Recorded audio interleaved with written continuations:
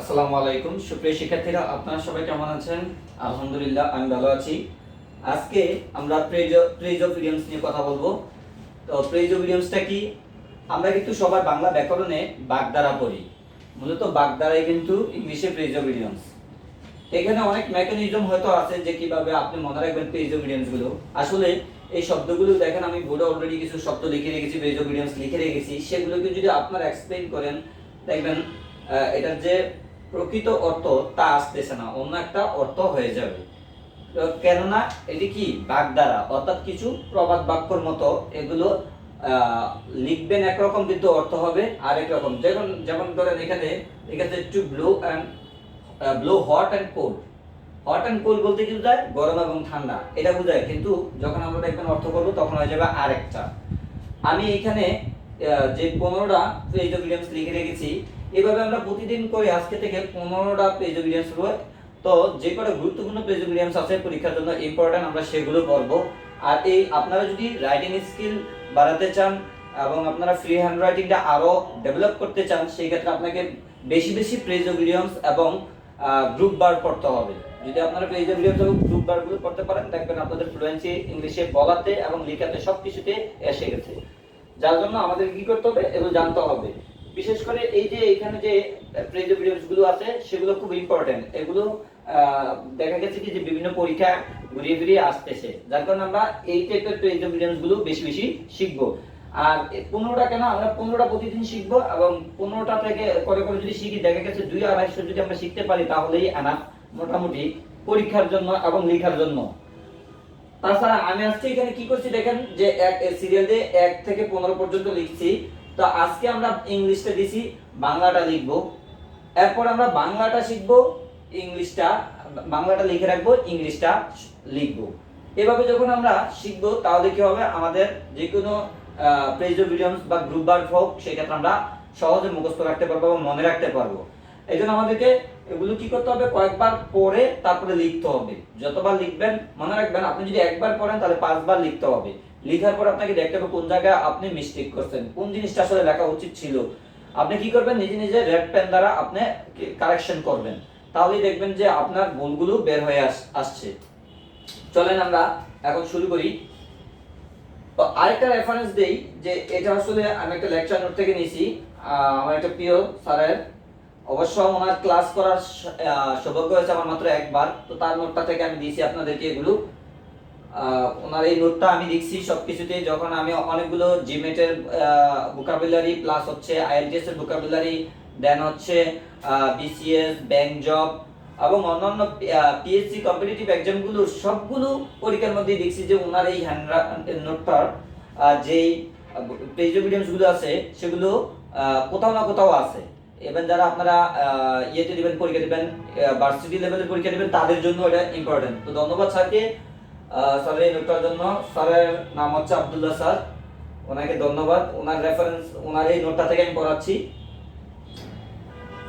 এখানে দেখেন step down আছে। তা আমরা যদি এই স্টেপ ডাউনটাকে বাংলা করি তাহলে হবে পদাবনতি। সরি, এটা পার্মানেন্ট মার্কার।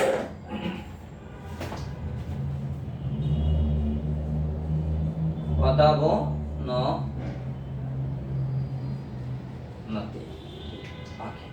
তো পদাবনতিটা কি আসলে? আপনি যদি দেখেন যে আপনাকে তো অনেক সময় দেখা যায় আপনাকে কি করবে, যে বাংলা 5টা পেজ অফ ইডিয়মস ইংলিশে দিয়ে রাখবে, আপনাকে বলবে যে বাংলা অর্থটা লেখার জন্য, প্লাস হচ্ছে বাংলা এটা দিয়ে একটা বাক্য লেখার জন্য বা ইংলিশে বাক্য লেখার জন্য, সেন্টেন্স লেখার জন্য।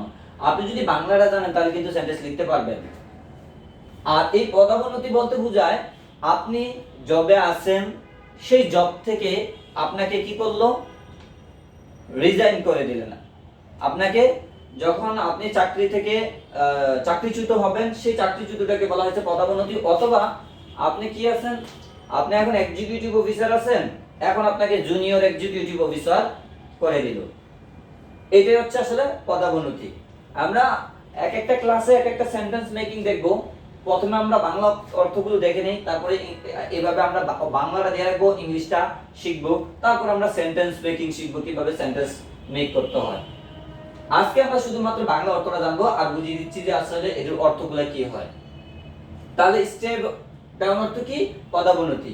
তারপর দেখেন এখানে আছে on the power of the moment. এটা দ্বারা আসলে বোঝায় মুহূর্তের উত্তেজনা।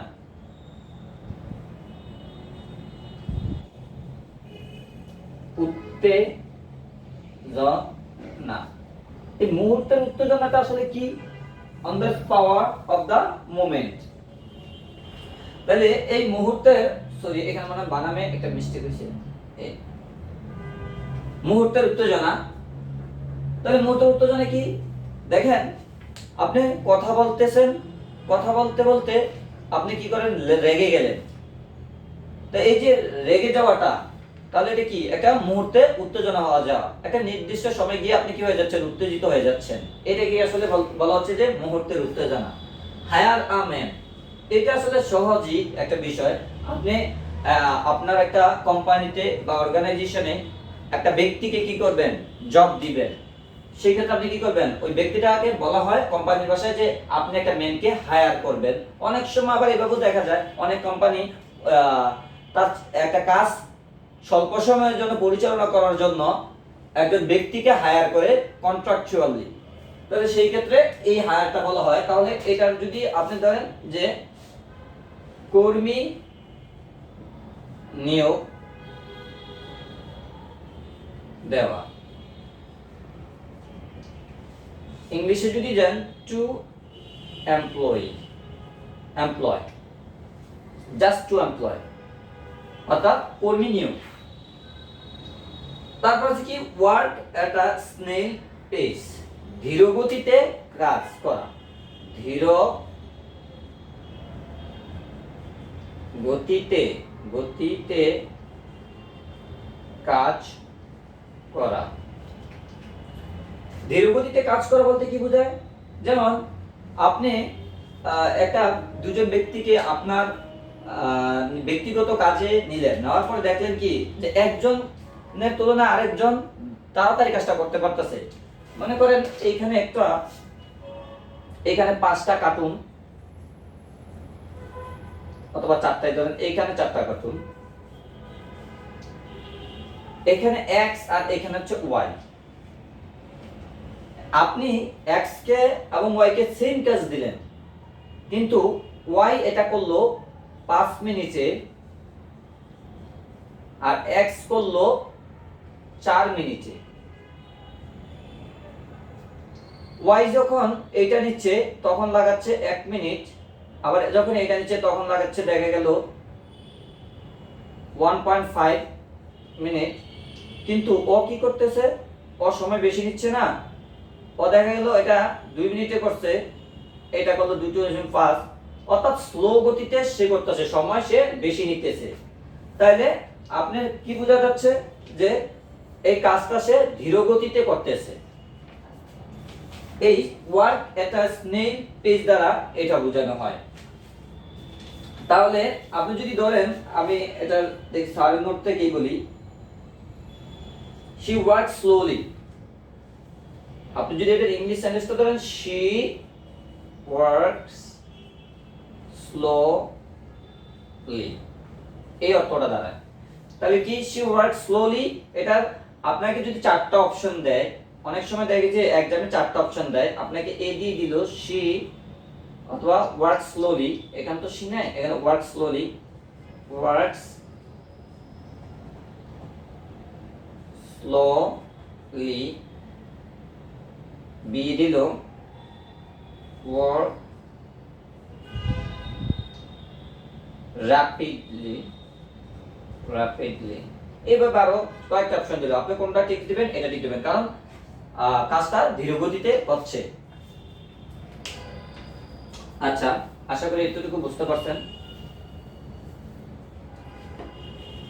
তারপর আছে কি? To blow hot and cold. এটা দ্বারা কি বোঝায় আসলে? যে to blow hot and cold, এটার অর্থ হচ্ছে মাঝে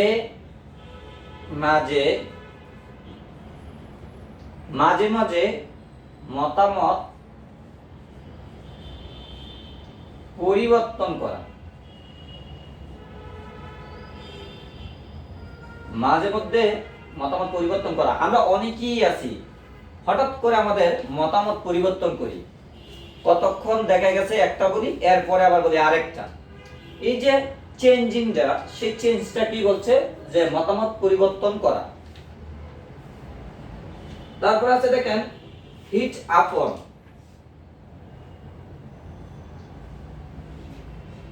এটার অর্থ হচ্ছে দ্বিধাদ্বন্দ্ব,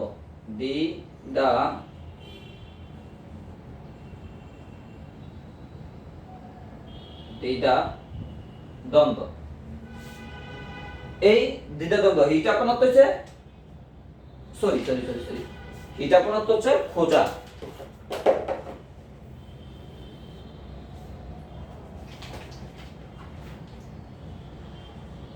খোঁজা অর্থাৎ ফাইন্ড।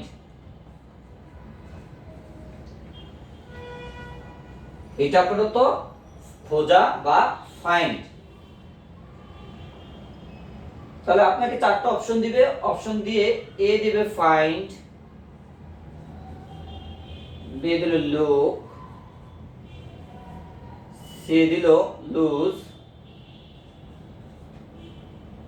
ডি দিল সি। তাহলে এটার অর্থ কি দাঁড়ায়, ফাইন্ড। এরকম চারটা অপশন দিবে আপনাকে, চারটা অপশন থেকে আপনাকে বের করে দেখাতে হবে যে আসলে কোনটা কারেক্ট অ্যান্সার। তারপর হচ্ছে কি বেয়ার আউট। দেখেন বেয়ার আউট হচ্ছে চালিয়ে যাওয়া।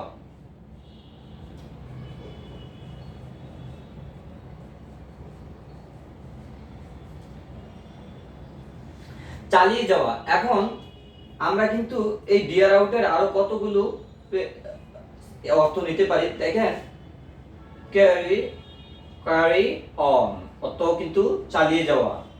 তাছাড়া গোয়িং অন অর্থ চালিয়ে যাওয়া। তাহলে কি টু কন্টিনিউ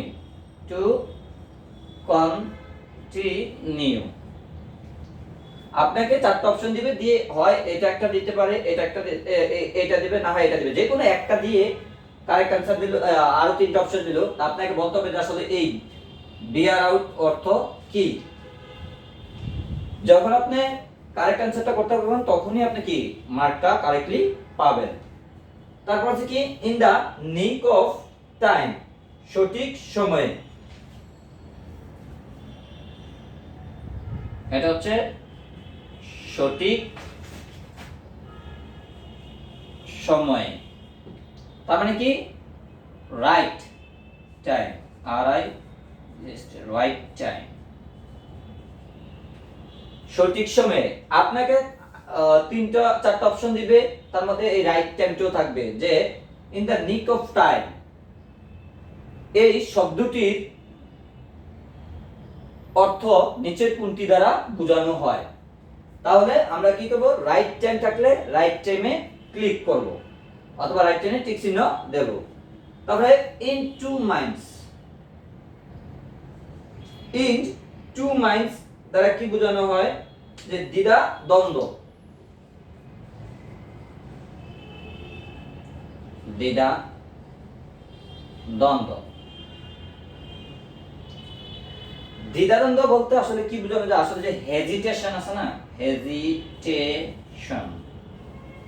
হেজিটেশন আসলে মানে এটে লস, হতবুদ্ধি, যে আপনি কি করবেন না না করবেন, এটা কি করবেন না না করবেন। অনেক সময় হয় না আমরা রাস্তায় যাই, রাস্তায় যাওয়ার পরে দেখা গেল যে গাড়ি আসতেছে যাচ্ছে, একবার পা বাড়াই আরেকবার পা নিয়ে আসি, একবার পা বাড়াই আরেকবার পা নিয়ে আসি, চিন্তা করি যাবো কি যাব না, যাবো কি যাব না। এই যে হেজিটেশনটা, সেই হেজিটেশনটাকে আসলে দ্বিধাদ্বন্দ্ব বলা হয়েছে। সেই ক্ষেত্রে আমরা কি বলবো, ইন টু মাইন্ডস। কিন্তু আপনি যদি এইভাবে জেনারেল অর্থ করেন, ইন টু মাইন্ড মানে কি দুইটা মন, যদি আপনি পান দুইটা মন, টু মাইন্ড অ্যান্সারে পান, আর আপনি টিক চিহ্ন মারেন, তাহলে সুন্দর করে একটা বড় মার্কের বৃত্ত পেয়ে যাবেন। তারপর আছে কি হোল্ড ওয়াটার, সূক্ষ্ম পরীক্ষা।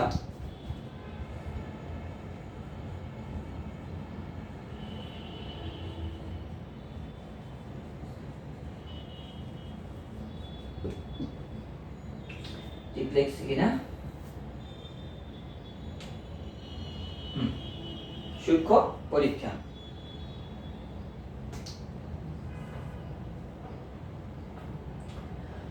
সূক্ষ্ম পরীক্ষা কি আসলে এটা অপশনে দেখবেন বেয়ার এক্সামিনেশন থাকবে, এক্সামিনেশন। তো বেয়ার এক্সামিনেশন থাকবে। সূক্ষ্ম পরীক্ষা মানে হচ্ছে যে নিখুঁত যে পরীক্ষাটা, যেটার মধ্যে কি থাকবে না, ভুল থাকবে না, ত্রুটি থাকবে না, একদম ট্রান্সপারেন্ট যেই পরীক্ষাটা হয় সেটাকে বলা হয় bare examination. Out and out, সম্পূর্ণ রূপে, সম্পূর্ণ রূপে। তাহলে সম্পূর্ণ রূপে যদি আপনি করেন তাহলে কমপ্লিটলি অথবা থরলি।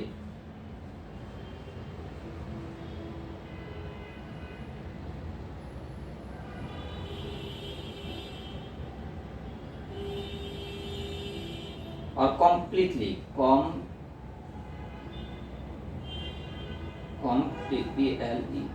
completely এটাই তো নাকি?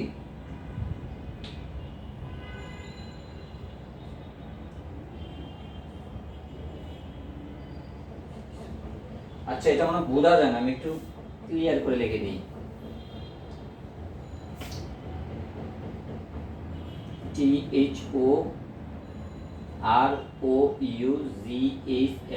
থরলি মানে হচ্ছে সম্পূর্ণরূপে। এটা খুব ইম্পর্টেন্ট, আপনারা এটাকে একটু ভালোভাবে দেখেন। আউট এন্ড আউট, সম্পূর্ণরূপে, থরলি। এটাকে আবার অন্য ভাষা হচ্ছে পুরোপুরি, আউট এন্ড আউট, পুরোপুরি, অথবা কি সম্পূর্ণরূপে, থরলি। এখন আপনি একটা ব্যক্তিকে বললেন যে সে সম্পূর্ণ রূপে নির্দোষ, তাহলে আপনি কি বলবেন? হি, যখন বলেন হি ইজ কমপ্লিটলি ইনোসেন্ট, তাই না? এটা বলি আমরা, হি ইজ কমপ্লিটলি ইনোসেন্ট। কিন্তু আপনি ওই কমপ্লিটলি জায়গায় যদি আউট এন্ড আউট লাগিয়ে দেন তাহলেই হয়ে যাবে উত্তরটা।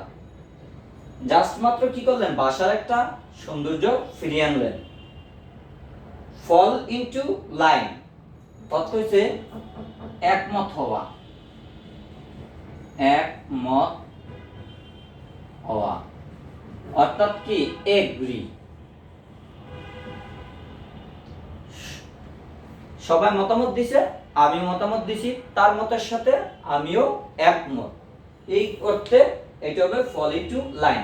এটাকে লেখা যায় টু সি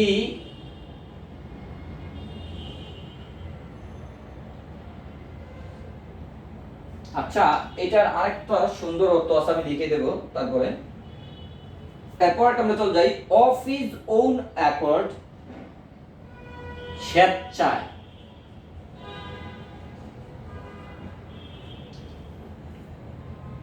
অর্থাৎ উইলিংনেস, নিজের স্বেচ্ছায়, নিজের ইচ্ছা, ডিজায়ার, নিজের ইচ্ছায় আপনি কি করলেন? অফ হিজ ওন অ্যাকর্ড, স্বেচ্ছায় একটা কাজ করলেন, ঠিক আছে? তো সেই ক্ষেত্রে আপনি এই ওয়ার্ডটাকে ইউজ করবেন, এই প্রেজোভিডিয়ামসটাকে ব্যবহার করবেন। কিপ ইউর চেইন আপ, আনন্দিত হওয়া।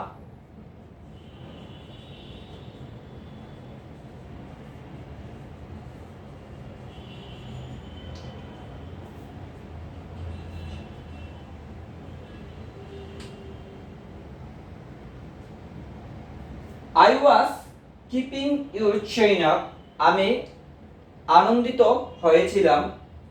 এই ক্ষেত্রে কিন্তু আমরা এটা ব্যবহার করতে পারি।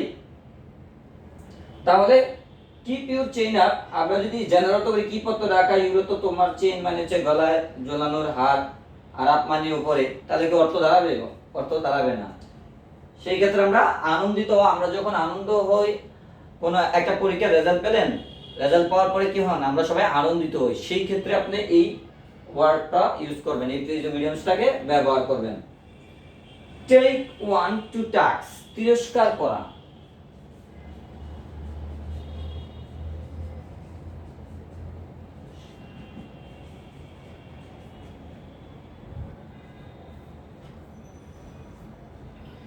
টেক ইনটু টাস্ক হচ্ছে তিরস্কার করা। আচ্ছা, এখানে মদিনাস্য হবে তিরস্কারের মধ্যে মদিনাস্য। কেন মদিনাস্য হবে? এটার একটা বাংলা ব্যাকরণ আছে বাংলা শুদ্ধির মধ্যে। হ্যাঁ, সেই ক্ষেত্রে আমরা ওটা দেখে নেব যে কোথায় এটা হবে। এটা হচ্ছে যে ক, তারপর হচ্ছে ক ফ, জ উনত্রিশীয়, এইসব বর্ণগুলা যদি শুরুতে থাকে এবং এইখানে, আচ্ছা এটা নিয়মটা আমি আরেকটা ক্লাস আপনাদেরকে দেখিয়ে দেবো বাংলা শুদ্ধি, সেখানে বলে দেবো কিভাবে হয়। এখানে মদিনাস্য হবে তিরস্কারে, ঠিক আছে? তাহলে তিরস্কার করা, টেক ওয়ান টু টাস্ক, এটার সিনোনিম হচ্ছে যে রিবা। রিবা অর্থ তিরস্কার করা। আপনি যখন কাউকে কথা বলার সময় তার কথাটা না শুনে কি করবেন, তাকে উল্টো পাল্টো কথা বলে তার কথাটাকে হেয় প্রতিপন্ন করাবেন, সেটাকেই কি বলি আমরা? তিরস্কার করা বলি।